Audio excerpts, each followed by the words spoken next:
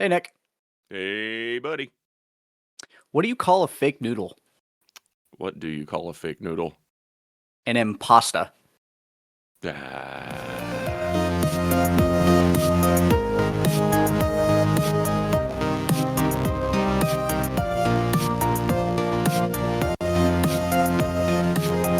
We don't have it yet.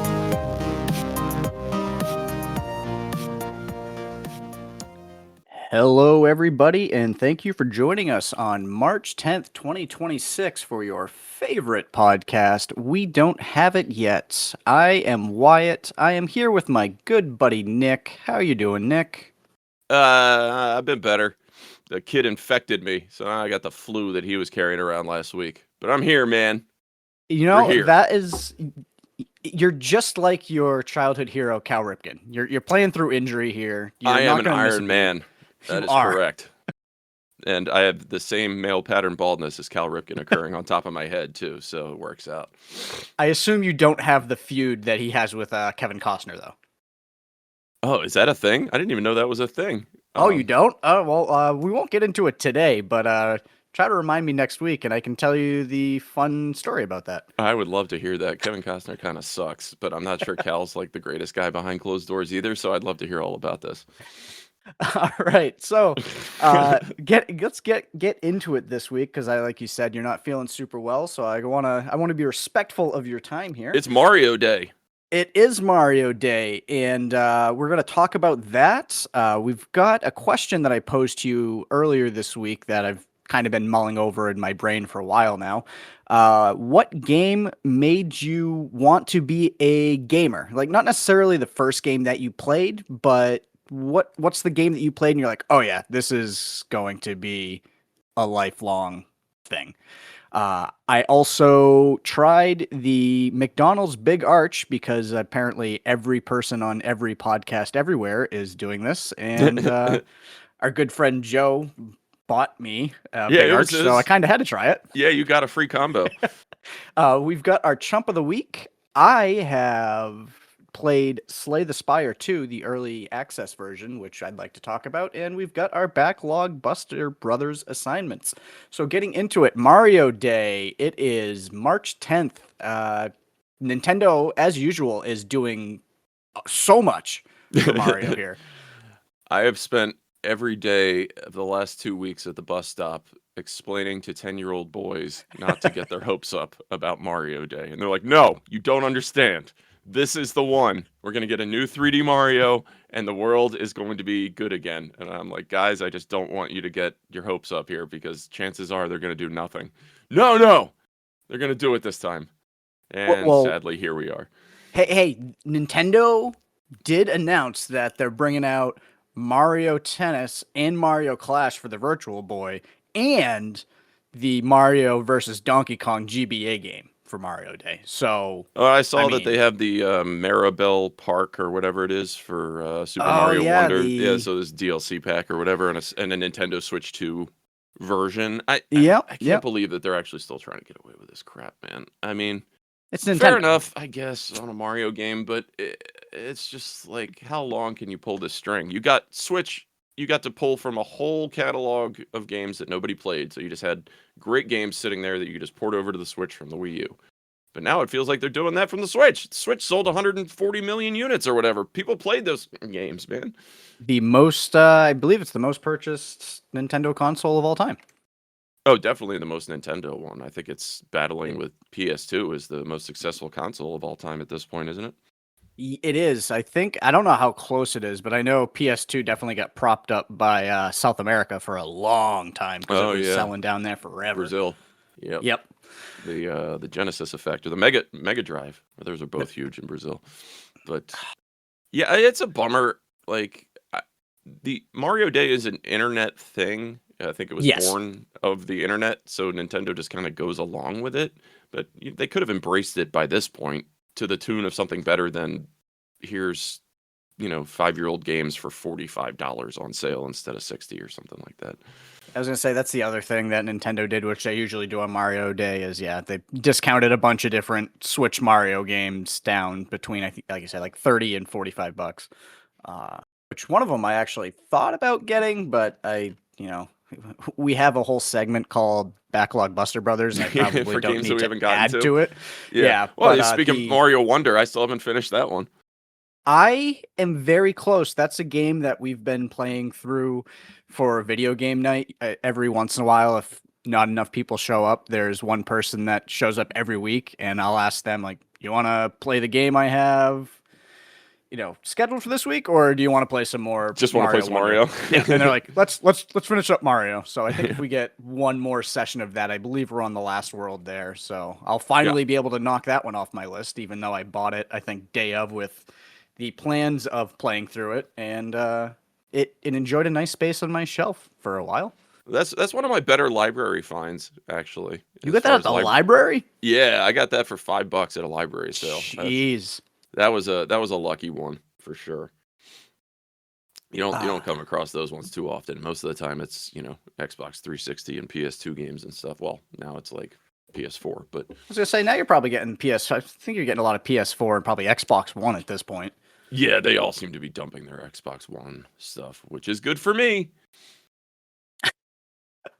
It looks like, and I didn't have a chance to watch this before we started recording, but the final trailer for Super Mario Galaxy movie, I guess, also dropped today for Yeah. Mario Day.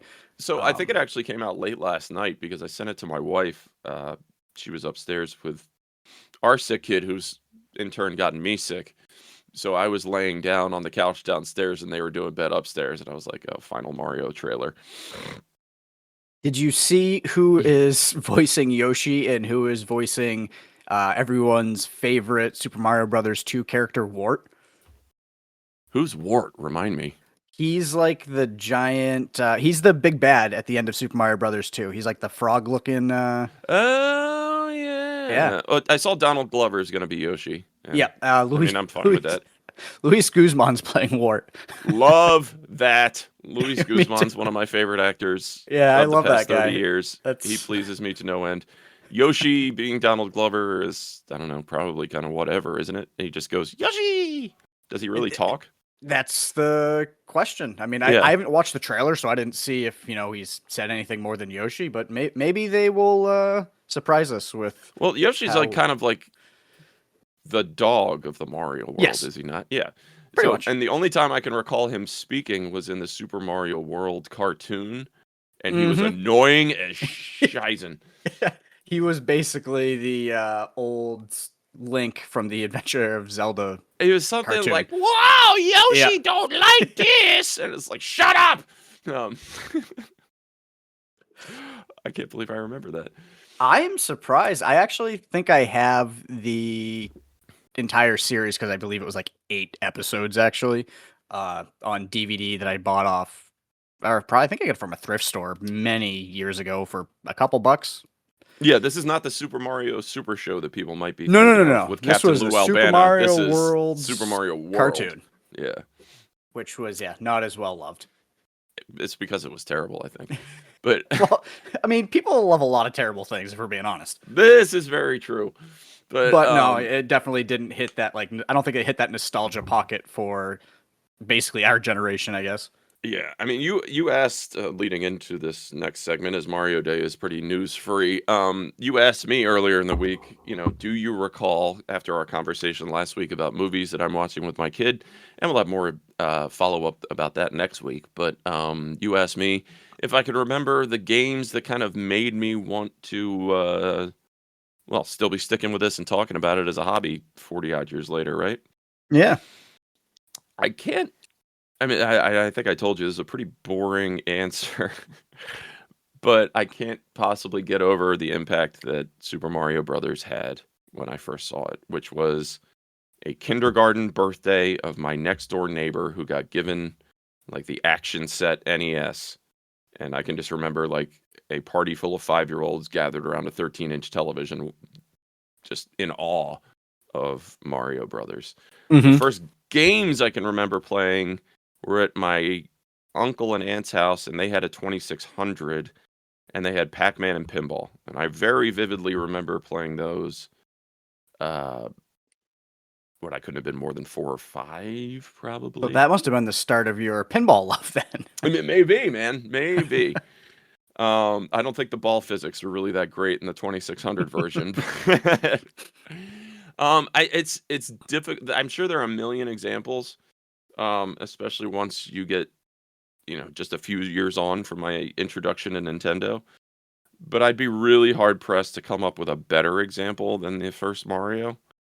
Um, as I got older, games like Final Fantasy VI and Chrono Trigger definitely spurred a lifelong love of, traditional Japanese RPG games.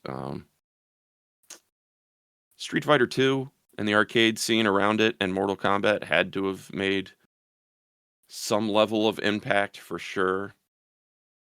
I don't know. It was everywhere at the time. It Yeah, still like is, but it's different now.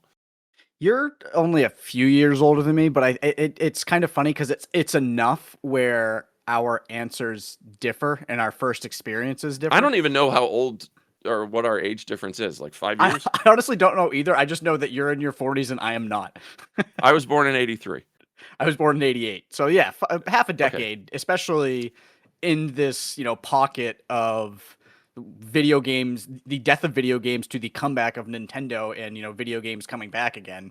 Like, yeah, Oh, the you were Atari crash and everything? I don't yeah. think I wasn't, really around for most of that because No, but I'm just saying like when you so you're about I'm going to guess 4 or 5 when you played Super Mario Brothers? Mhm. Yeah. So my 4 or 5 was what? So that would have been like 93. So that's the beginning of SNES. I Yeah. had Oh, you're well into it. Yeah. yeah. So I remember playing I was probably maybe 2 or 3. I still vividly have memories. Of course, we all know that all memories aren't real because our brain creates certain things. So Mhm. maybe not. But I believe I have a vivid memory of being about 2 or 3 years old. We had a Nintendo, which is weird because neither of my parents played video games, so I don't know what made them think a Nintendo was a great choice for a three year Yeah. old. Well, I mean, it was. They It- absolutely nailed it, but it seemed like a weird thing for me. But I remember I got in trouble for something being a young kid, and I remember I loved playing video games, and this was when my parents started to realize I could use my ingenuity for evil, I guess. Uh, so I was punished for something. I was told, you can't play Nintendo. So, go to your room and, think about what you did. What it Yep. was, who knows? And I learned at a very young age at that time, I learned what the mute button was on a TV. And I was smart enough to mute the TV and I started playing Super Mario Brothers, which I'd played before.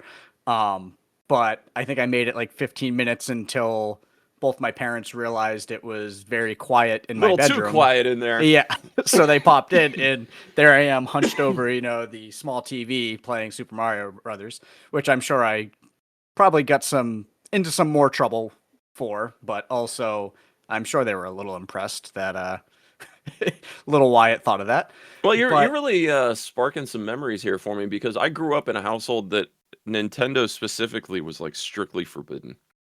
For really? whatever reason, the NES was the coming of the ruining children and I don't know, satanic panic and anything else in between. That was decidedly not coming into our home. But a Commodore 64 was perfectly fine. Make Well, sense that of was that as you also a will. computer. Yeah, exactly. That's educational. Let me tell you how much education I got in California games. Um, Well, you had to and learn how to actually boot the games up. yeah, well, I mean, there's something to be said for that, I think. And then, maybe I shouldn't slag them off as hard as I do because that eventually the Commodore 64 led into a 386 and then a 486 and then Yep. a Pentium and all that stuff. But I never got to have my own NES or SNES. And I'm sure that that has something to do with it that later in life get into my, mid 30s working adult life and start collecting video games that I never had the chance to buy as a kid. So I'm sure that that had something to do with it. So Um, is that when you started collecting like in playing NES stuff? I mean, you've always been into emulation and stuff. So like yeah, when did no, I you mean, I was into start? emulation in high school for sure. This isn't to say that I had no exposure to these things. I Right. spent every waking second I could at any friend's house that had all of these things, and yeah, I imbibed heavily. But I guess that maybe stuff like Wolfenstein and Doom may have had a bigger impact on me Hmm. at the time because that's what I had to grab onto as mine. Um, and it's funny thinking back through kind of the history of things that the FPS genre was something that you couldn't really play until 64. Um, Yeah, they tried they had the with SNES Doom on, version of yeah, Doom and stuff like that, which but it yeah. was a huge compromise. Um, so it was I longed for the side-scrolling platformers that all my console friends had access to, and I think they looked at the FPS games I could play, perhaps with a little bit of jealousy. Oh, But the I grass is think, always greener. yeah, for sure. I can remember vividly having already played a bunch of Wolfenstein. Maybe say I got that around Christmas. I used to get shareware discs for Christmas. That was me getting a game for Christmas. I Um, love shareware. yeah. And 6 months later, like that summer, we went to our first computer show over at the fairgrounds, Market Pro Computer Shows in Timonium, Maryland. What a wonderful thing those were. And shortwave radio, of course. But seeing whatever the fanciest new setup was, and Doom, and one of the biggest things that it had was a dedicated sound card. So I some used of to say those like the sound Sound effects. Blaster. Oh yeah, Sound Blaster, baby. And that shit blew my mind. I think that could probably be pointed to as the moment now that I've talked through it. That might be it. See, well, there you go. You thought you had this, boring stock response, which Yeah. I still don't think was boring because, I mean, it is what it is, but it kind of brought you around to realizing maybe it wasn't Super Mario Brothers. Yeah, it very well may have been Doom. But Mega Man 2 is another one that I'll never let go of. That I was exposed to entirely through friends. But I think back to like how common it was to just like go over a buddy's house and like just play through a run of that or a game like that. Yep. Yeah, so like I had said, I played through NES as I was very young. There were a lot of games. Again, yeah, Mega Man. I remember Mega Man 5 specifically was one that I would rent from Video Choice, our local video rental. For all of you very young people, we used to have these stores where you could drive to and you could give them a few dollars and they would let you borrow a video game and or movie for a few days and then you would have to return it. They have libraries now that we talk about. It's the same. Yeah, thing. but nobody uses libraries, which is why I keep trying to We push do. more and more people to use them because they're amazing. Somebody's using them because I had a hell of a time getting certain books and games off my want list or wish list. Well, it's probably people that listen to us in the Chicagoland area. That's right. I'm That must be what it is. It's all our audience. But I know when we were talking about this, so the game for me that just for whatever reason just made my brain go, holy crap! Like this is more than just like the NES. Super Mario Brothers, obviously amazing game. The story, you run right and you save the princess. You try to save the princess many times until you find the princess. And Mega Man, you defeat all of the robot bosses, and then you go find Dr. Wily and you try to defeat Dr. Wily. Excuse me, but my first experience with a JRPG was the SNES game Earthbound, and Yes. Still that never played game, which I don't know if I'll ever assign it to you because it's a long game. Yep. It might be something I just say you need to play and we can talk about it as you're playing through it. But that game just blew me away. Like it was so cool because I guess so. Let me backtrack a little bit. I've seen JRPGs before. Like I saw the Final Fantasy games. I've looked at them and stuff, but it was all fantasy.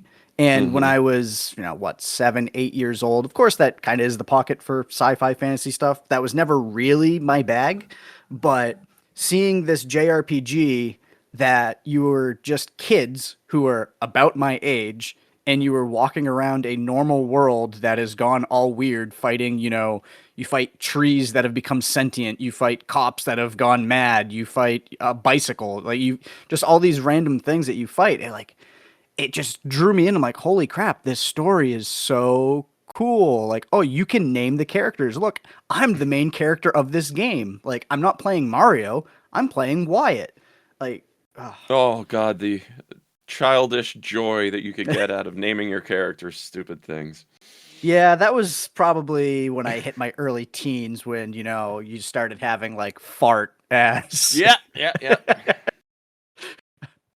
But yeah, even to this day, I think probably once every 5 years or so, I go back and play Earthbound, and it still just brings me as much joy as it always did. I don't. Do you know anything about the release of Earthbound when it came I over to know the it's U.S.? Mother or Mother 2. I can't Yes. remember. Well, excuse me. Um, so when it came out in the US, it was called Earthbound, obviously, and it came in a giant box. Huge box. Yep. Yes, because it came with a player's guide, because Earthbound is definitely a game that has a lot of cryptic stuff in it. And I'm pretty sure I definitely had to use the guide when I first played it at the young age I was, which is, it's fine. This today now it's like, oh yeah, I know how to do this, or you got to do this to make sure you can do that. But Well, it's imprinted on your brain from exactly, yeah. which again shows the staying power that that game had with me. But it had scratch and sniff pages.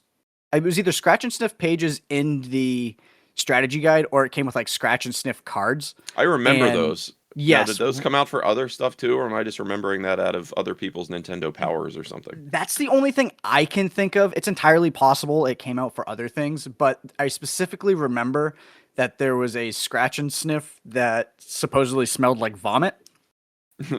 And it was Pungent? yeah, in my recollection, it was very close. But just seeing like the effort and everything that was put into like sending it over to the United States, which sadly I don't think it sold very well because it was a very weird game. I think the tagline for the They didn't game, know it how to was either market it. I remember no, that. Yeah. it was either a Nintendo Power or there was some advertisement for it, but the tagline was "This game stinks," and it went along with the yeah. So it must have been an advertisement for the scratch and sniffs because that was the tagline for it, and that's if no one knows what your game is, that's not a Here, great. smell vomit. Then come give us money. Yeah, Exactly, but yeah, to this day, I that game was so fun. There's Mother 3, which never actually got a localized US translation, but there was a fan team that I know there are translated fan it. translations. Yes, Yeah. and they're actually supposedly really good. I've played through Mother 3 a couple times, and I enjoy that too, but man, Earthbound will forever be the game that made me look at video games, really JRPGs differently, because it was like, wow, there's like so much story and history here and this and that. And it wasn't just, save the princess, which is a Yeah, I mean, fine. I can look back and think about something like the court scene from Chrono Trigger and definitely Yeah. have similar feelings for sure. And Chrono Trigger is that game for me. Like for all of the years since I first played it on a buddy's SNES, then into emulation and in the, 25 years since then kind of thing. I think that game I have played more than any other game. I have played it on most every console that I've owned, pretty much. If it is possible to emulate Chrono Trigger on a piece of hardware, I will have taken that step. And having said all of that, I've played through it a million times. I still get lost in the future on the elevators in the robot level. Uh, can never remember how to not to get lost in there. But yeah, I've played that. I mean, at least the first few hours. Like God knows how many times I've started that up on different devices. And it still Yeah, I feels good, think. which I'm sure Mother does to you. Yeah, exactly. The first time I played Chrono Trigger, I believe, was the PlayStation. I think it was called Final Fantasy Anthologies, maybe. I think it was Chrono Trigger, and there was one other game on there, and I Oh, can't it came remember in for like a me. double pack? I don't know if I Yeah, yeah. remember There that or was. not. God, I'm gonna have to. Final Fantasy Anthology. I think that was the one. Nope. Final Fantasy Anthology was 5 and 6, and then there was another one that Yeah, it don't matter. was. Yeah, but my neurodivergence. Final Fantasy Chronicles. It was Final Fantasy 4 and Oh, Chrono Trigger. yeah. That was the first time I played it, and they had like CGI cutscenes or animated cutscenes that came Yeah, through at there different points of the were because game. it was on CD, so they could Yep, include the yeah, that's right, FMV. and that I was amazed at how much I enjoyed that game, and I definitely haven't played it anywhere near as much as you, but I've never played 1 second of Chrono Cross, which is bizarre. I'm waiting for a real sequel, I guess. I don't know. Or a remake that's supposedly coming. Oh no, did I lose the Wyatt? loosest connection to Chrono Trigger that you could find. I have a Yeah, feeling that my audio just cut out there for a little it bit. did, but that's fine. Yeah, Yeah. I feel like that's why I've never really bothered because everybody's like, yeah, it's sort of in the same world, but it's not the same game at all. Yeah, it's not. I believe it was supposed to be a game that was unrelated to Chrono Trigger, and then Square was like, "Let's make this related to Chrono Trigger," Yeah, or we'll just someone told Square capitalize to make off it of it. related to Chrono Trigger. Yeah. So yeah, let's hop into other things that might be just pigeonholed into something like this segue. Uh, so last week, our friend of the show, friend of everybody, Joe Alonzo from Rad Junk, was He's a rad dude. He is a rad dude. Him and Sam are both very rad. They are rad Uh, folk. Yes, there we go. They had tried the new McDonald's Big Arch Burger and sent us a video on our Discord chat that we had. And I was like, oh, I think John had tried it. Ian might have tried This it. But thing has invaded my last like 2 weeks of my life with everybody. I didn't really know that it was a thing coming out, and all of a sudden I did not like, either. The Big Arch, the Big Arch, the Big Arch. Have you tried it? Holy shit, the Big Arch! Yeah. So I don't know how it really came about. I think I was just looking to see how much it costs because I'm always curious to see how high fast food prices are going these days. And I believe it was my McDonald's website, or the website partners through DoorDash if you don't download the app, and I'm not downloading a friggin' McDonald's app or something I'm not going to use. Well, that's the thing. Well, the burger costs $27, but if you have the app and you use it every 2 seconds for and you let $8. it spy on every single thing that you do on your phone, you can get 40% off. It's great. Yeah. No, thank you. Yeah. So I was like, you know what? No, not for that much money. And I haven't had I've not had McDonald's in a McDonald's burger. I've not had in over a decade, maybe more. That's damn. Yeah, I don't do fast food. I don't know. It's something I just cut out of my life, and then I realized I never missed it. I don't know. So Joe saw this. He's like, I'll buy you one. He's like, where's your closest McDonald's to where you are? He's like, I'll order you one to pick up, and Bless so the you internet. can try it. Yep. Yeah. So he did. Great guy. I appreciate it. He also ordered me a Shamrock Shake because it's Shamrock Shake season. So help me out on this one too. That Yes. is a like mint vanilla something. I I'm not think so. it's a green milkshake that I believe is the vanilla base, and it has mint flavoring, green mint flavoring swirled into it. We can start with the Shamrock Shake because that's another thing I haven't had in over a decade. How was your tummy doing the following day after this onslaught? We can get to that. Yeah. Okay. The Shamrock Shake was fine. It tasted like a McDonald's with overpowering mint. A McDonald's milkshake with overpowering mint. I can imagine it's like a syrup or something that they just kind of fold into it. That's my guess. Yeah. And honestly, if they would, I wonder if I could have asked them to do that. Probably not. I have no idea how any of this stuff is put together there. But if you would have done that instead of the vanilla base and maybe swirled the mint into the chocolate base, maybe. I mean, it wouldn't be green, and that's probably why they do it with the vanilla one, because it gives you that fun green shamrock, look. But I mean, a mint chocolate shake actually sounds pretty good to me. That's a whole battle in my house. My family loves mint chocolate. I was gonna say you're not a mint chocolate person. I can't stand it. Cannot stand it. So it's really, really unfortunate when I open up the freezer and the only ice cream in the house is mint chocolate chip, and they both point and laugh because they know I won't touch it and eat it out from under them. And that's why they get it. Yep. So I mean, the Shamrock Shake was fine. It's not anything I would buy again. Well, I guess I didn't buy it in the first Yeah, place. you didn't. It's nothing I would buy, I guess. Again, if you're someone that enjoys eating McDonald's, you enjoy eating fast food, that's perfectly fine. I'm not saying anything about that, but it it's its own thing. Like that wasn't a milkshake. That was a McDonald's Shamrock Shake. Dairy flavored beverage product. Yeah. Yeah. Go ahead and watch the founder and see, Yeah. When he swaps out the ice cream for powder, right? Yeah. Yep, because it can save money. They don't have to have giant freezers to hold ice cream and cut costs and keep profits high. Hey, where have we seen that before? So the Big Arch Burger, when we post the summary for the show, I'll post a couple of the pictures I took of the burger before I ate it.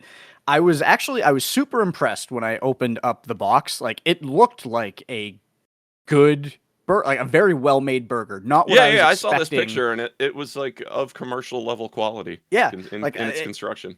I've never had a burger from McDonald's before that looked like anything like it should. Right. Cheese is sliding off half of Not it. smooshed to hell. Yeah. Yeah. So, for presentation, A+. Like it looked amazing. I took a bite and it's McDonald's. Like I ate it as a kid, obviously. Through my teen years, even college, like it has a very distinct taste. It's not a hamburger. It's a McDonald's burger, which probably a good reason for. I mean, I think let's look at it because I didn't even know what the Big Arch was before. Like I didn't even see what. Yeah, I'm not sure that I still do. I thought it was like just like a double quarter pounder version of the Big Mac, but they removed the middle bun. Is that right? Kind of. So it's 2 quarter pound beef patties, 3 slices of white cheddar cheese, crispy and slivered onions, pickles, and a special Big Arch tangy sauce on a toasted sesame and poppy seed bun. The bun was very impressive looking, I have to say. It was, and that was probably the best part of it. The cheddar cheese didn't do anything for me. I'm hesitant to say it actually was cheddar cheese on it. I didn't get any of that flavor. I know I got about 2/3 through the burger, and I had asked Joe, I'm like, is there bacon on this burger? Because I just took a bite and I just tasted bacon, but I haven't seen any. I was like, that might have been the crispy onions. I'm like, huh. So I don't know if the guy making this burger thought that the star of this show needed to be the Arch sauce, but as soon as I took a bite of that burger, sauce just went everywhere. Oh yeah, they bukkakied your burger, huh? Yeah, that's not my jam. Like I enjoy a sauce, but I want to have some sauce in my burger, not a burger in my sauce. Yeah, for sure. So it was fine. I guess as someone that doesn't eat McDonald's, it's probably harder for me to compare it to other offerings that they have at this point, but yeah, it was fine. I mean, it's a funny place that we sit these days because there's no real argument to be made for the affordability of fast food. Exactly. That was the whole selling point. So yeah, what did it cost? I have no idea. Because I think you said it was like just the burger was like $12 at your McDonald's or something. I think so, but that was through the DoorDash thing. I think it's like $10.49 or something, which is still like holy crap. Like yeah, I mean I can go to the little diner snack shop place up the street, and Tuesdays and Thursdays they have a double cheeseburger with fries for $8.99, and I can go sit down and get that, and it's fantastic. I mean, I've spoiled myself with my flat top griddle or any of that. Yeah, just making my own smash burgers or making my own burgers, being able to add, seasoning and stuff that I want on it. I'm not saying that I'm any type of, master burger flipper or anything, but it just didn't scratch the same itch at all. Yeah, shout out frozen Aldi smash burger patties too. Those are like the best frozen burger patties I've ever found. I've never tried those. They're entirely decent, like much better than they really should be. I recommend it for your flat top. But yeah, going back to it, like, I don't know. We all got to live in the world, and fast food has its place. Inconvenience more than anything. And if I'm dying or if I'm lying, I'm dying. Like, I love a McDonald's breakfast. There's never a point where I won't love a steak egg McMuffin or just a regular egg McMuffin and a hash brown. They're delicious things. Yeah, and I mean those are some of the probably the least processed stuff Yeah. there. I just don't know that this is something that everybody should be hyping up at this point of, I don't know, restaurants are dying. Um, and I think that our locals need our help as much as ever. And I know for a program such as ours or anybody else's, it's really difficult to talk about a local restaurant that nobody else is able to access. Yeah, exactly. So I don't know. It doesn't sound like it made enough of any impression on you that you're going to be turned around to want to go back to McDonald's anytime soon. No. To me, the 2 quarter pounders, I haven't had it. I can't comment. That just seems like so much McDonald's beef. It was too much. Yeah, because like I can't eat a one would regular be quarter fine. pounder that it's just too thick of a patty for Thank whatever they're you. using. And they spray it with the beef flavoring spray. So I just, that comes across to me as so overpowering. Plus, then, like you said, you had a huge squirt of arch sauce, whatever that might be. It just seems like a lot. Like, I could really get down on this a lot better if it were just 2 of their normal burger patties, maybe. Would that not balance it better? But having said that, I haven't tried it. I don't know if I've said this on the podcast. I probably have, but anyone that follows me on social media or listens to me gab in real life knows that I've always been a proponent of wider burgers, not taller burgers. That's something we've agreed with on this show, I'm sure. Yes, and if your burger needs a knife to go through the top, it sucks generally. Yeah, sure, it's fun to take a picture of. Yeah. Or it's a spectacle to have a giant steak knife sticking out of the top of it when you're being served at a restaurant. But practically, give me a super wide bun with, some nice lacy patties. You got a customer for life at that point. But yeah, so you would ask me at the beginning, how it felt the next day. Oh yeah. Which I'm not going to, there's nothing graphic about it, but I would just say it felt like I had a brick in my stomach until probably the next evening. Like, I was not hungry. Which is fair because I think I consumed maybe 2,000 calories between the large shake and the big a half pound of McDonald's meat just seems like a lot to me. It was. A half pound Fuddruckers burger is a lot. Like a half pound McDonald's burger would be hardcore, but I know people love their double quarter pounders, so what can I say? Yeah, and all the more power to you. I just, especially with rising prices, and it's not any really more convenient than, like you said, going to your local diner. It's definitely not cheaper. Well, that's the thing. People don't want to get out of their car. The drive-thrus around here are still full 24/7, and it's a matter of convenience. And as we're all working more and juggling kids and everything else in between, it stays a convenience. But it used to be that convenience came with an agreement that it was affordable. You get right. kind of bent over, and the agreement's kind of broken, and I just don't agree with it. And this whole argument that you should have to use an app to interact with a business to receive the normal price can just get bent, as far as I'm concerned. I just can't understand that. Yeah, so if you would like to listen to this podcast for cheaper, please download our new We Don't Have It Yet app. No. We've hooked up with some great third-party advertising partners that are going to really feed you some stuff. You might not be able to pronounce their names or any of the words in their name, but the good news is Wyatt and I get a full report of everything that you do. So I don't know. Yeah, it's a tough thing, man, because I don't know, everything's complicated out there. I'm not above eating fast food. I try not to where possible, but like I enjoy it too. I ate a Burger King cheeseburger before pinball last week, and it was fresh and it was damn good, actually. Yeah, but no, like I'm never gonna yuck anyone's yum of if they enjoy it. It's just if it's something that maybe I had been consistently eating, or I wouldn't even say consistently, but more than once every decade, then yeah, like this may have been an event and been like, oh yeah, this burger is definitely better than what they've been putting out. But my reference point being over a decade ago, and who knows what I even had then, was probably just like a McDouble because it was $1. Mm-hmm. But yeah, I don't think any of that exists anymore. Like, God no. once in a while get iced coffee at the McDonald's drive-thru. Like I said, we're all human. And yeah, you look at the value menu, and the 99-cent chicken sandwich is now like $3.69.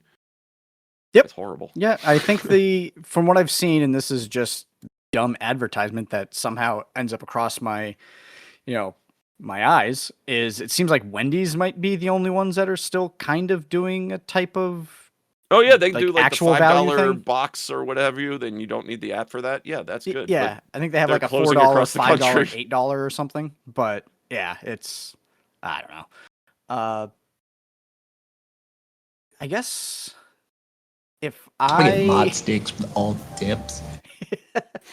if I were, to give it a rating, I mean maybe it's like a 6, which is I mean a 6 on a fast food scale. On an actual like burger scale, maybe like a Oof. 3. Okay, so But not even like measuring up to your fast food scale. So would you rather just have a Big Mac then? I guess is the question.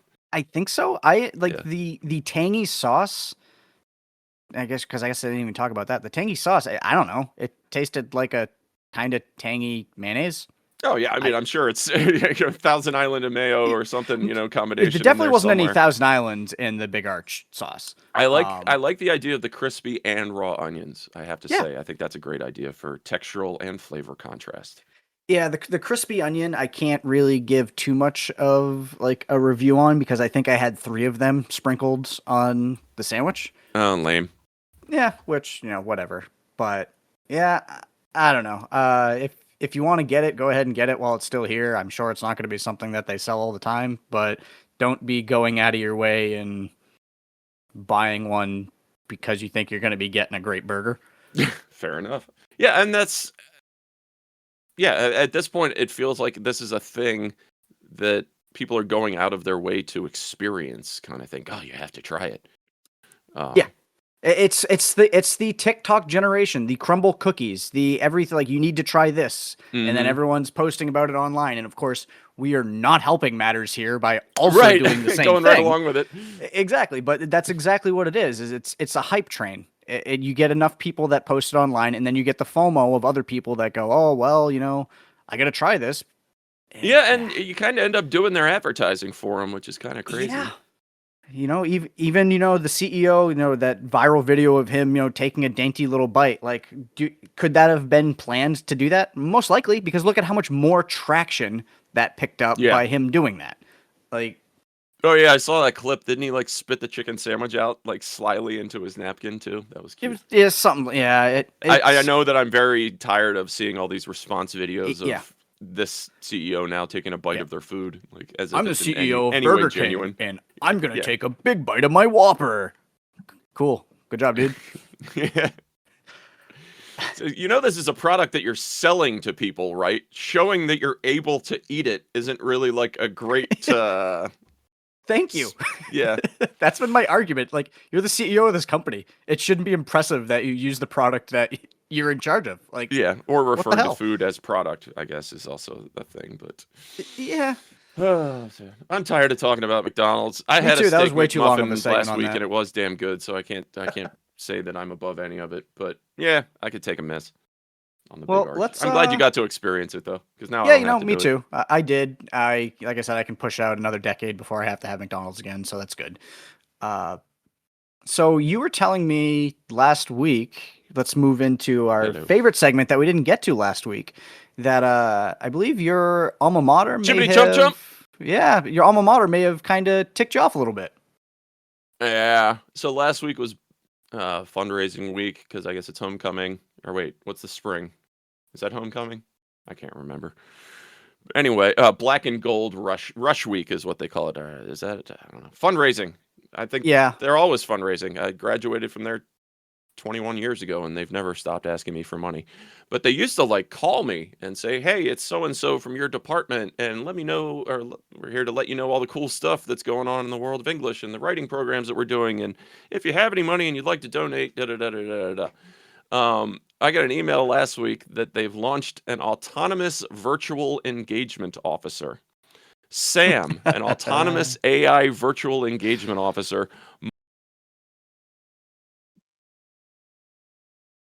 Marking a engagement. So what they are telling me is the money that presumably alumni are giving them has been spent on an AI dude who will take over talking to alumni for students and current faculty and staff to tell them why the school is great and they should give them money. I don't What? know. I can't get my head around this. Maybe I'm just old and not understanding the way things work anymore. But why in the flying fuck would I be obliged to talk to a computer and be like, oh, well, now I'll open my checkbook and buy a new building for the university? Like, how does this work? How is this sensible? How does that send the message that you're doing great things by farming out the most crucial form of fundraising you have to something that people hate? The personal touch you're completely eliminating and making a computer Yeah. do it. Eat a dick! So, I am very sorry, but UMBC, you are my chump of the week. And you are my chump of the week. Chump. Chumps. So, Nick, do you need to take a break? I don't actually. Do you? I think I just. Oh, you don't? Okay. So let's move into everyone's favorite segment, which I think we forgot to put in the theme music for last week. Backlog Buster Brothers. That is correct.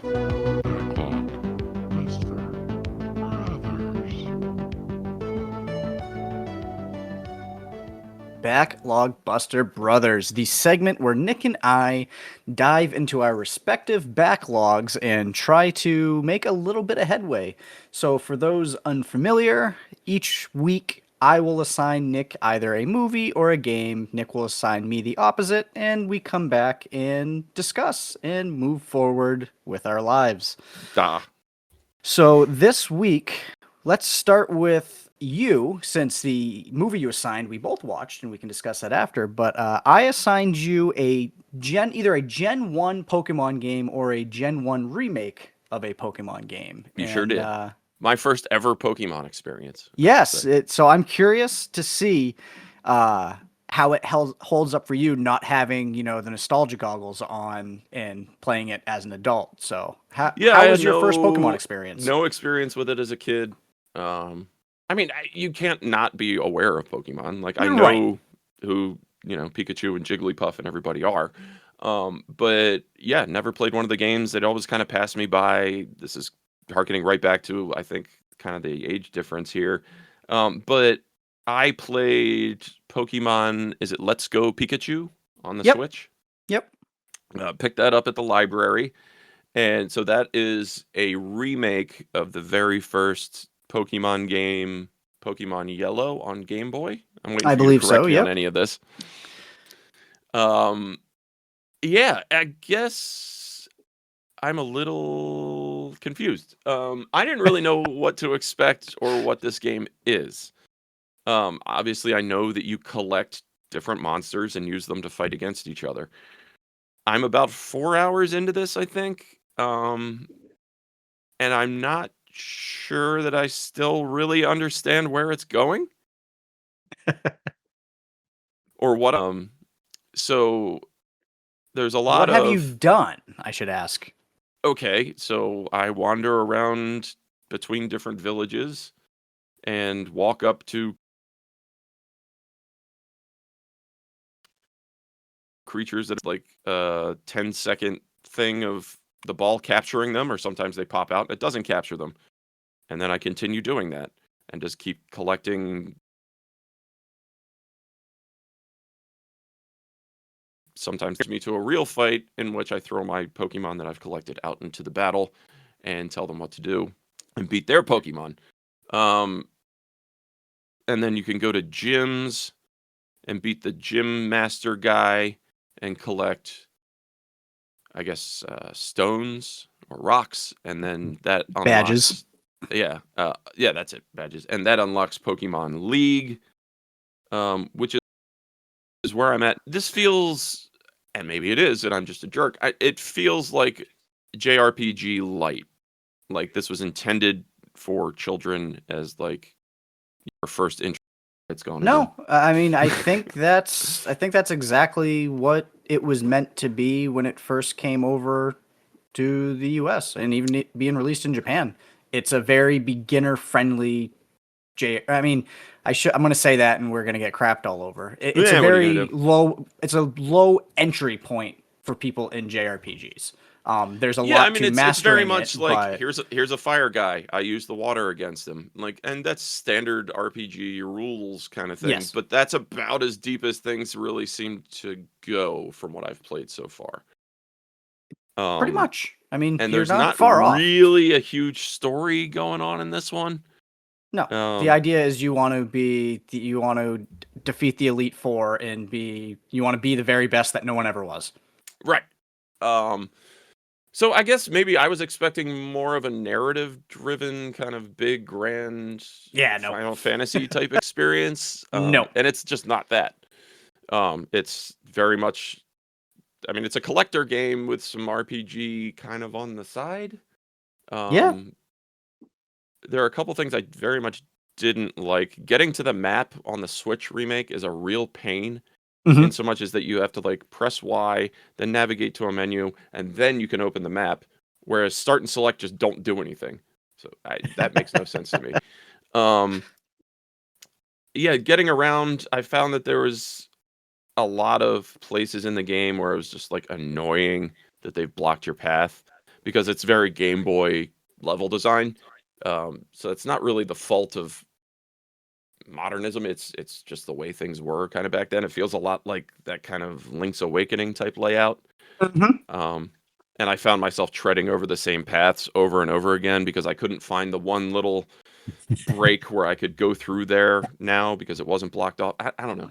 I'm not doing a great job describing this, but I question. There's nothing I don't like here, but I question whether I'm a bit too far removed from how simplistic this one is, and whether a more recent variant on the formula would go over better.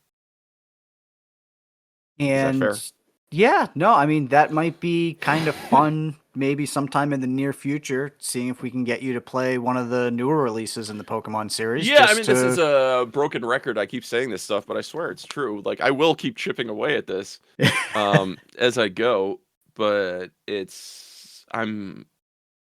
I find myself less than compelled to go back because other than maybe I might find something new, I don't know what I'm chasing really. you've if you said you've put 4 or 5 hours into the game, Hmm. you've pretty much seen what the game is, to be perfectly honest with you. Yeah. It's more find the gym leader, defeat the gym leader, Oh, maybe but this find gym's your currently rival. locked, so you have to go Yeah. find the guy. Yeah. Yeah. It's a So lot I of mean that. that's essentially like you're not missing anything really. Hmm. It's more of that. I'm not going to tell you to stop playing it if you wanted to keep chipping away at it, but if you're expecting like an Act 2 huge surprise reveal to be like, "Oh my god." Like Introduce that the big bass body, yeah, and yeah, that's not going to happen. it's yeah, okay. I mean, I like it for what it is, but like I said, I haven't felt particularly compelled to go back to it over and over again. And now I'll segue for you a bit. I know we're in Backlog Buster Brothers, but last night I kind of got frustrated with Pokemon, and you had mentioned that you were playing the brand new Slay the Spire 2 in early access, and it made me Yes. finally fire up my copy of Slay the Spire, Oh no uh, way. which is a roguelike deck builder that I have never really played, and everybody says is the greatest thing since sliced bread. And despite feeling like crap, I spent a good 90 minutes on the couch playing it last night, and Ah, that's what's up. that is going to suck me in. I can already tell I you. know. It's so good, isn't it? Yes, it's fantastic, and everything about it feels good. And yeah, deck builder card games aren't always my jam. Obviously, I had a serious addiction to Balatro and its pokerness, but I didn't know where I was going to land on this one, and I did like a couple runs, and I'm like, oh yeah, I just want to go more, more, more. I want more cards. I want more of this. Like, I just want to keep running it. So I'm glad I have the first one, and I can Yeah, actually everyone has it. If you've playing experience that video freshly. I games, think you're yeah. right. I think everybody's picked it up along the way in some sort of bundle somewhere at some point.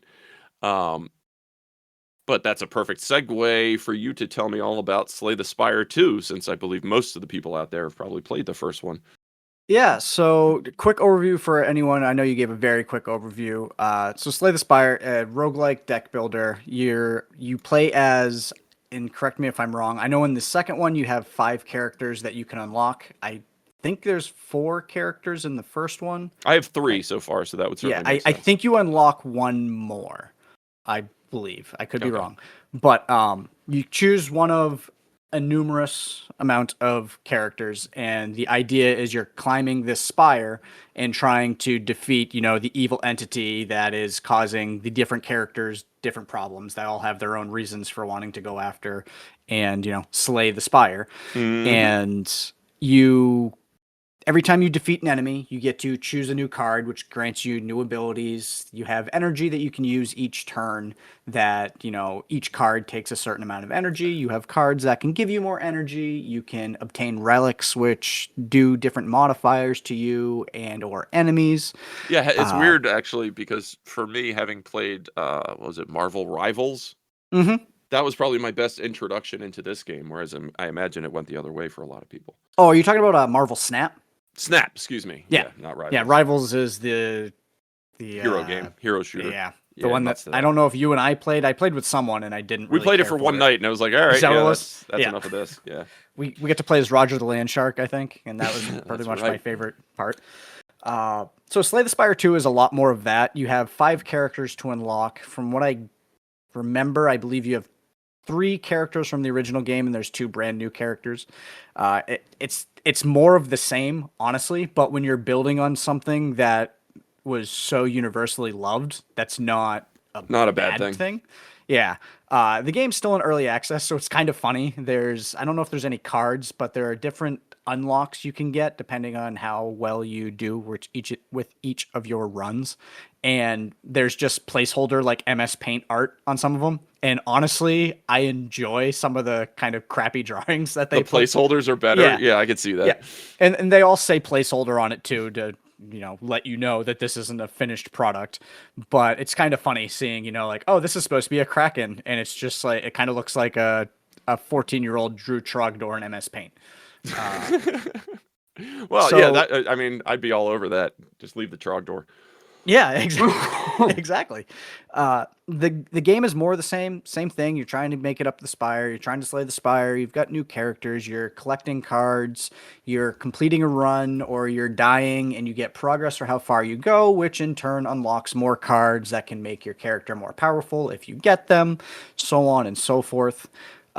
The big thing about this new one, which I haven't had a chance to try out yet, is there is co-op play, which I have never seen in a deck building Yeah, I'm not game totally like sure this how that would before. work, but I'm into it. Yeah, so the idea is it's up to 4 people. I don't know if I had mentioned that. It's 2 to 4 co-op or 1 single player. Hmm. So you and up to 4 people are all on the same team.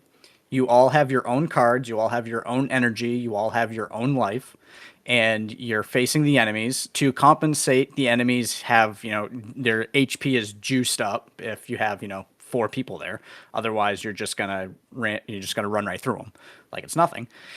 And everyone on your side attacks at the same time, so it's very chaotic. I can If imagine. if you're not like communicating and coming up with a strategy, like literally all 4 of you can be just throwing your cards out there at the same time. But if you do it correctly, you can be like, okay, this person's gonna throw out, like a frail card on this person, which means that the enemy's gonna take, 30% more damage than normal. So then we can stack it with this or that. But if you just go all Leroy Jenkins, you could just be throwing cards out there, and it can get messy in a hurry. Uh, I I've may have tried that strategy quite a bit early on. just toss everything out and see what happens. Yeah, just like attack, attack, attack, attack. Yeah. Yeah, and then you realize very quickly you need to use some of your Shield. Yeah. defend cards too. Yeah. Do you have a favorite character you've played with yet? I know you said you've had 3 of them, but I don't know the names of any of them, but it's like there's a kind of gothic skull yeah, goat that's robe guy. there's the silent, there's the ironclad, and I can't remember what the third one My would Switch be. is upstairs. Otherwise, I could just pull it Yeah. up and tell you. But Yeah, there's one that is like the one that you start the game with, and then there's the silent, which uses a lot of like poison cards and build damage. And for the life of me, I cannot remember what the. I know what the fourth one is, but I don't think you've unlocked the fourth So one. this is on early access, just on Steam right now. When does this Yeah. actually come out on every I- platform under the sun? I do not know if they have put out a date yet, but as far as I can tell, playing it, it's pretty Done. It's pretty done. Aside from the Art. art, yeah, the game. I'd be curious to see, and me being the always wanting more type of person, like it was really cool seeing the 5 characters. Oh, going back very quickly, it's Ironclad, Silent, Defect, and then there's a fourth one that you haven't unlocked yet that you will unlock at some point. Seeing the 5 characters that I've unlocked, I'm like, oh man, it'd be really cool if there were more, but like 5 is probably enough because you gotta create you have to create cards for all of these new characters. You have to make sure they're balanced. You have to do all these different things. I'm really hoping that at some point you and I might actually get a chance to try out the co-op in Slay the Spire 2. I know we say this every time, but I'm down. And we had this conversation yesterday. Like, this is one that I think we could probably pull off because it's if you make it all the way to the end, you're probably looking at close to an hour. But starting out, you're probably looking at a 15 to 30-minute run. It's something we could easily just toss on, try it out, and maybe come back to it again. Oh, I'm still waiting to jam on Clone Hero too. We got to knock that out. We have so much to do. I know. We never even played Time Splitters, for God's sakes, Wyatt. We didn't. I think I made it through the first couple levels of like the challenge rooms. Yep, kind of got pushed aside for the next thing. I really was thinking about that last night. I got to go back to that. But before not getting into that, what does this cost at the moment? Do you know what you paid for it? So if you own Slay the Spire 1, there's a 1 and 2 bundle, which with Steam, if you go ahead and you buy something if you buy a bundle and you already own something, it gives you the discount. Yeah, that's great. So I think I paid $22.50 for it. So I think it's 25. I'm gonna guess it's 25 full price. I don't know that for certain. And no, that's really reasonable considering. Yep, it is 25. Yeah, many people get hundreds and hundreds of hours out of these games. Was it a full cost retail title on like physical release with consoles? No. The first one? Nope. It's always been. I don't know what the first one originally cost, but I don't think it was more than $30. Nice. Yeah, and the amount of content. I have played the original Slay the Spire on Switch, PlayStation.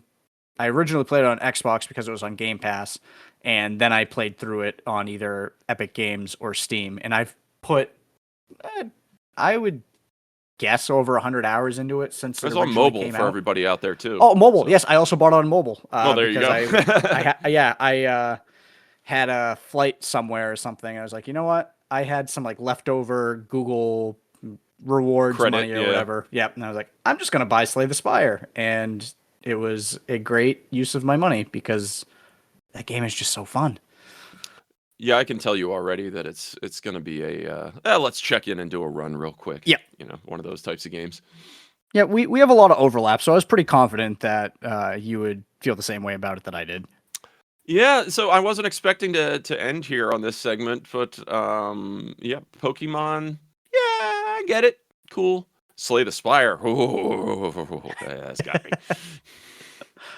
So I know we wanted to wrap up in about an hour, but we've got one last thing to talk about, and we could either talk a little bit about it now, or we could just, power through and finish it up. We got time. I have an assignment ready for you, but if you want to talk about our jointly watched movie this week, I watched it on Saturday, and I think you took a gander. I just watched it last night. Didn't you? Yeah. So Nick assigned both of us to watch I think it came out last year, late last year, the 2025 drama comedy. Is this thing on? Definitely a drama. Directed by Bradley Cooper. Yeah. Yep. Directed by Bradley Cooper, starring Laura Dern and Will Arnett, and a bunch of stand-up comedians in small bit roles and or cameos there as well.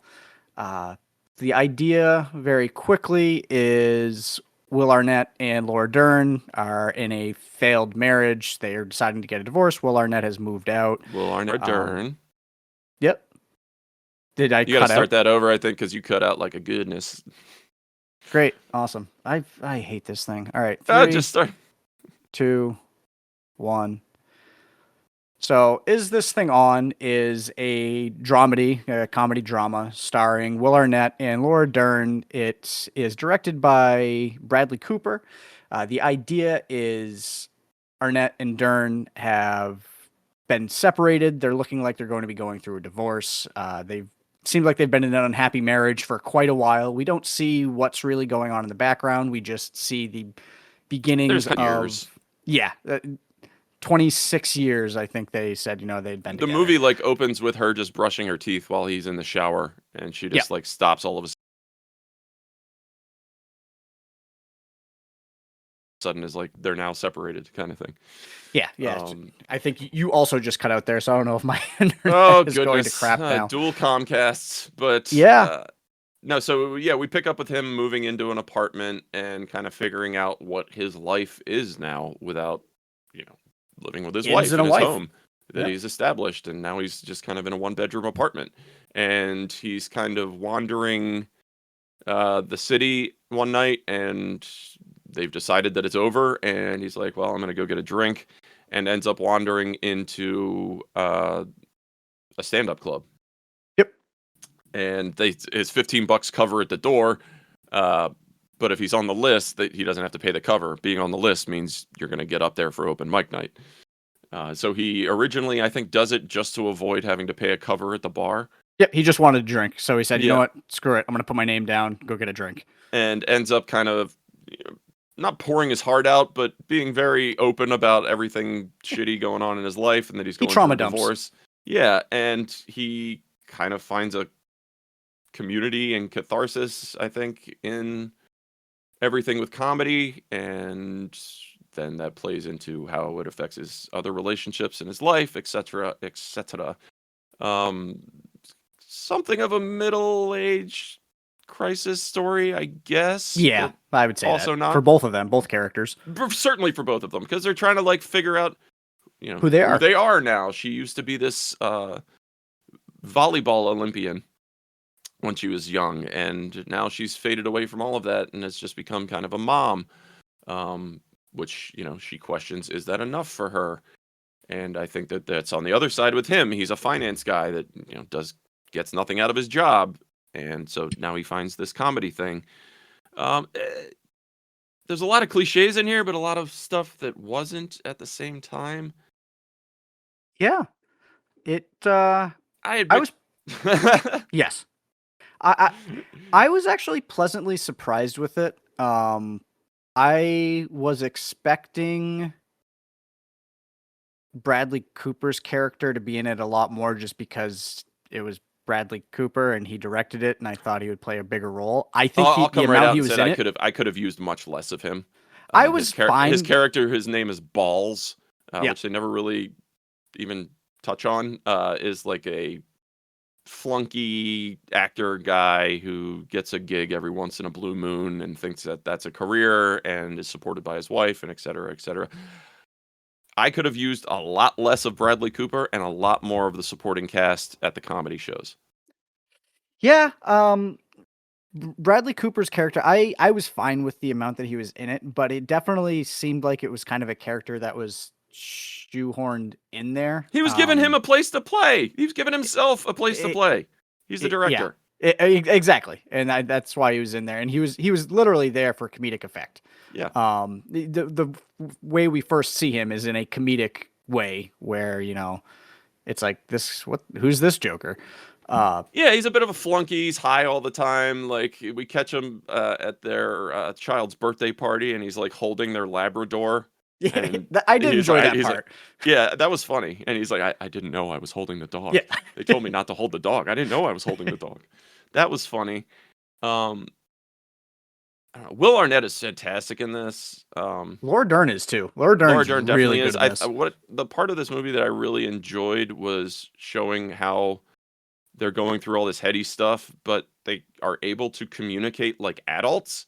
Yeah, um, that was kind of surprising. and not just have out World War III in front of their 10-year-old children, and be respectful of one another and understand where the other one is coming from and all that sort of stuff. I won't give away where it ends up, but Yeah, it right. was a bit of a nice change of pace to see adult interactions where they're not just tearing each other's heads off for dramatic effect. But perhaps it's also showing a bit of an idealized version that's not realistic.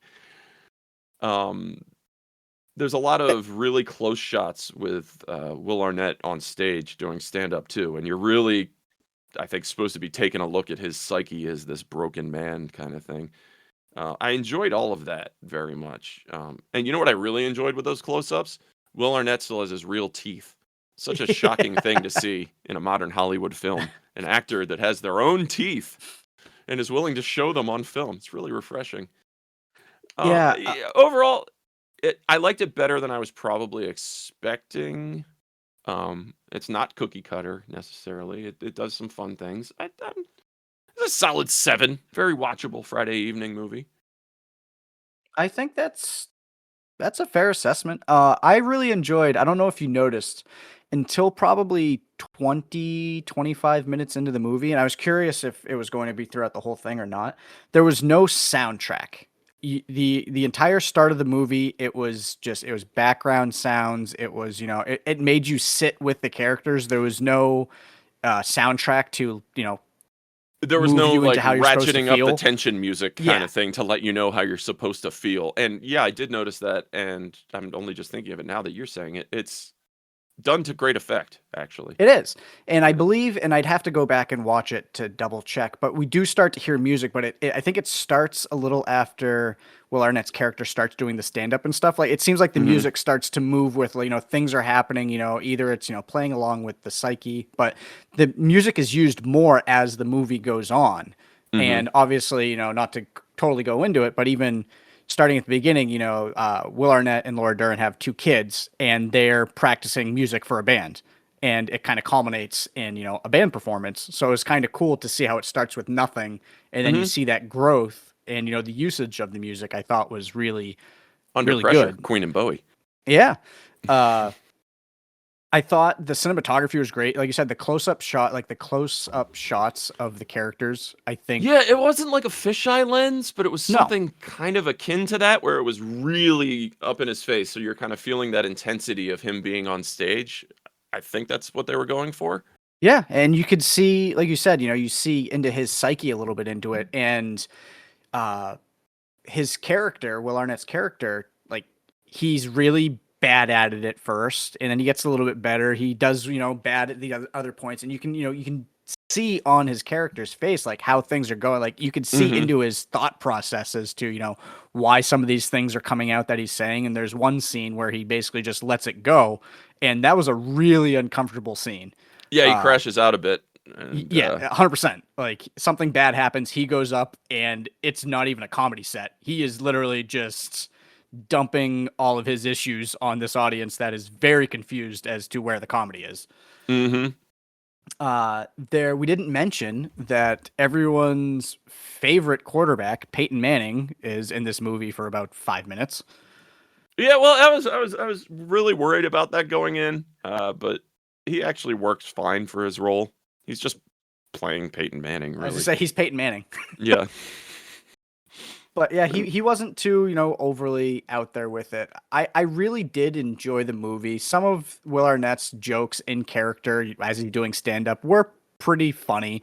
And seeing the way he's going about this stuff is kind of the same process that I've used in writing and stuff. And seeing, some of the other actual stand up comedians that are playing actors in this movie, making fun of him for having his big orange notebook that he writes Mhm. down all of his jokes in. And like, you look like, I can't remember what the insult was, but basically, like, he looks like he's a child. Um, Oh, but yeah, it, because he's got his big yellow notebook. But they're all yeah. telling him to keep a diary and write everything down, And he's observation. listening. Yeah. And basically, there was one part where someone says that he's good, and they meant like he's a good person. He's terrible on stage, but Yeah. he's a good person. Yeah, I just wanted And more of that side of the just the banter. story.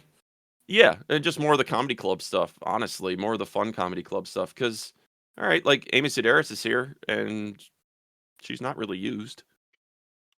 I feel like She's this was work to be able to give all these people, some credits and give some them their money. SAG minimum and Yeah. keep their insurance. You're not wrong.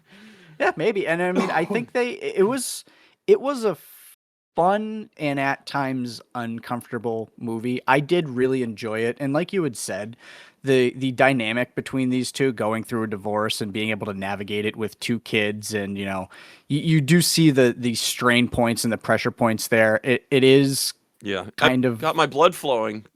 Back in the Jurassic Park days, I never really had a thing for Laura Dern, but oof, 50-year-old Laura Dern in this one.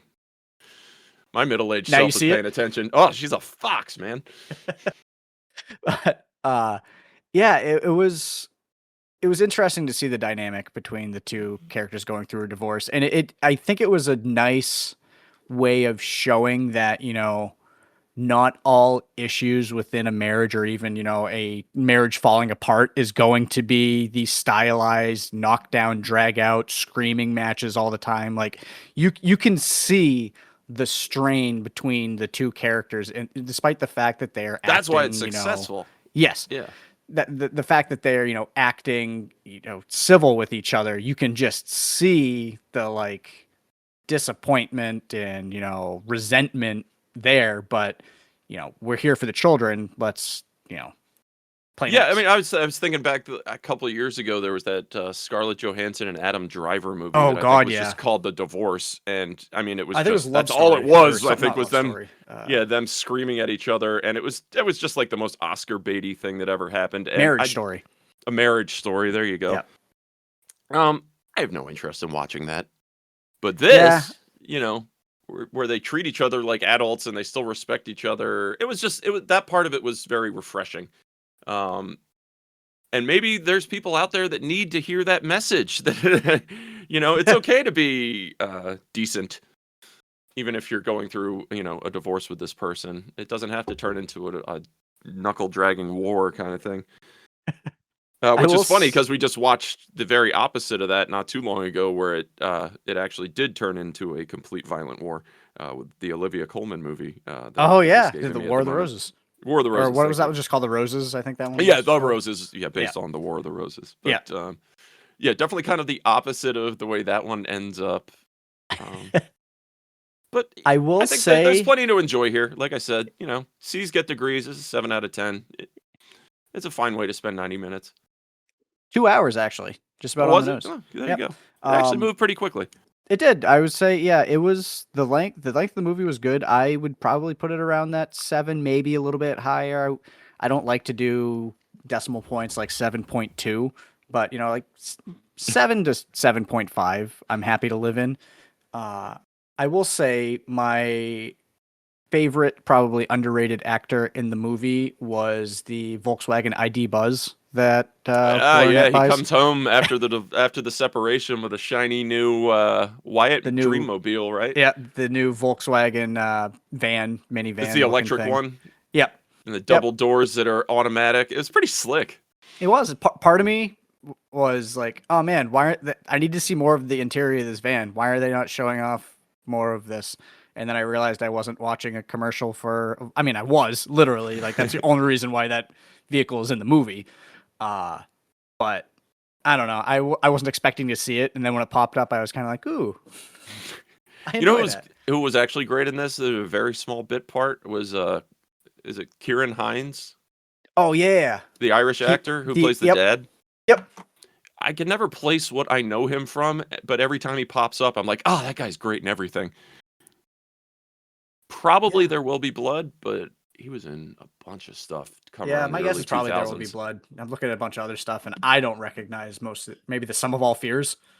Yeah, he was definitely around a lot in the early aughts. But it was one of those things where I'm like, that's a weird part, but he was great in it. Like the part where he shows up at the Comedy Factory. Yeah, that's the part where where crashing out. That was really good. That was also, it was kind of an uncomfortable, but also like in a weird way, heartwarming moment. That was I think the point. Yeah. Yeah, well, exactly. I guess the movie I think the movie did what it wanted to do. I think to a very good effect. Mm-hmm. Uh, with what the hand it was dealt as a movie, it executed well, I believe. Fair. And despite its Bradley Cooperness, I was still Yeah, on board. I'm So there surprised go. you watched it because I know when I first suggested it to you, you're like, "Oh, this is Bradley Cooper. Screw that." I was perhaps a bit too harsh. He doesn't get the pass for Wet Hot American Summer these days like everybody else that was involved in that project. Okay? He's touched too many other things. He American didn't like. Sniper really brings you down a number of places in Well, my my viewing. I just refuse to acknowledge that that movie existed. Lionize that douchebag. But anyway, which brings us to this week's assignments. And I got a game for you if you're ready for it, or if you want to do the movie switcheroo, it is yours to give as well. Hit me with your game. I'm going to give you something that is kind of, well, it's going to be as in-depth as you want it to be, I think. This came out a couple of years ago and kind of caught some heat for the fact that it looks like an indie title, but is very much not an indie title and had a rather large budget and Korean studio behind it. But I loved every part of this game. I loved the art style. I loved the music. I loved the atmosphere. I loved the kitchen parts. And that is sitting here in your backlog, Dave the Diver. Oh God, I think I probably fired that up for about a half an hour and was like, I enjoy this, and never went back to it. Yeah, I don't think that's enough to really even understand what the game is. Oh, probably honestly. not. Because Dave the Diver is a 16-bit, even though it's not, kind of retro-styled, art-styled game where you play a chubby scuba diver named Dave who goes diving every day to catch fish to bring back to his sushi restaurant. And so after you go diving every day, there's the evening service where you have to decide on menu items and booze and how you're going to prepare things and then serving your customers. And it's just all very highly stylized in a way that's different from most things that I had really played prior to it. And the underwater sections are really tranquil and peaceful too. It's like Abzu that I had you play, but with a story and a little cuter. Well, I think I'm sold. Like I said, I remember really seeing all the buzz and how everyone talked about it. And so I bought it probably on sale at some point. And it was just one of those things that, okay, I tried it. I enjoyed it. I'll come back and play it. And then you don't. I think the only real flack that it took was because it was getting nominations for Best Indie Game. Yep. And it was very much not an indie game. I mean, I actually didn't know that. A large I thought it publisher. was an indie game. Yeah, and that was kind of because it looks the part, you Right. see it. But no, Mint Rocket is a pretty huge studio. So I think the actual indie community took a bit of exception to that. But I don't know that was their fault unless they were trying to push it as. Yeah, I don't know if indie. there's Oscar campaigning in the world of video games kind of thing. But any way you slice it, it took some flack for that. If you can put that aside and not be too upset about it, I don't care about such things. I love all indies along with big games. I just had a lot of fun with this one, and I found it very charming. It's funny as hell. There's some great send-ups of different, internet personality types and things like that. It's a lot of fun. So go in good health, and you can play this one for a couple weeks, and I look forward to hearing what you think of it, and hopefully I'll be in good health by next week. I hope so. I appreciate you pushing through this episode. I appreciate you've held up pretty well. doing it. My stupid kid gave me the flu, in case I haven't mentioned that. Never let him live that down. Nope. So, I'm going to assign you a TV show that we I haven't done a TV show in a minute. Yeah. We started watching this when we were on vacation a couple weeks ago. Oh, when you weren't watching Rental Family as assigned? Got it. Yeah, well, that's because I didn't have access to my Plex server. That's fair. Or Hulu, which apparently it's on Hulu. But I am the walrus. have you watched The Good Place? Is that the Heaven show? Yes. With Ted Danson? Yep. I have it on my server, and I even have like a couple seasons of the Blu-rays that I got at sales, but I've never watched it. So no. Okay. Well, that's not going to be your assignment. I was actually going to say if you would watch that, I want you to watch this because it's also a Michael Schur comedy. Okay.